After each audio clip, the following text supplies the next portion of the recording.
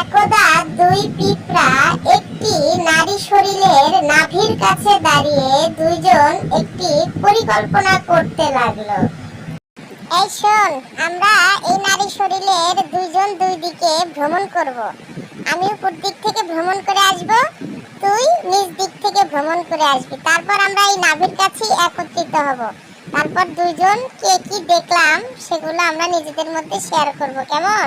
আচ্ছা ঠিক আছে, তাহলে তাই চল, এখনই আমরা যাই, তারপর আবার একত্রিত হব, কেমন? এরপর দুই পিঁপড়া পরিকল্পনা মাফিক শরীরের উপরের দিক এবং নিচের দিকে রওনা করলো ভ্রমণের উদ্দেশ্যে, এবং একটা নির্দিষ্ট সময় পর তারা ফিরে আসবে। তারপর তারা দুইজন কথা মাফিক শরীরের দুই দিক থেকে ভ্রমণ করে একটা নির্দিষ্ট সময় পর সেই নাভির কাছে আবার ফিরে আসলো। বন্ধু, এবার বল তুই কি কি দেখলি, তাড়াতাড়ি বল, শুনতে বড় মন চাইছে। আর বলিস না বন্ধু, আমি উপর দিকে গিয়ে দেখি বিশাল বড় বড় পাহাড় পর্বত। এগুলো বয়ে বয়ে উঠতে আর নামতেই আমি বড় ক্লান্ত হয়ে পড়েছি।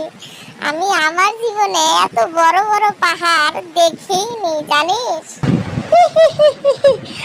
আমি তো নিচের দিকে গিয়ে এক মস্ত অন্ধকার জঙ্গলের ভিতরে হারিয়ে গিয়েছিলাম।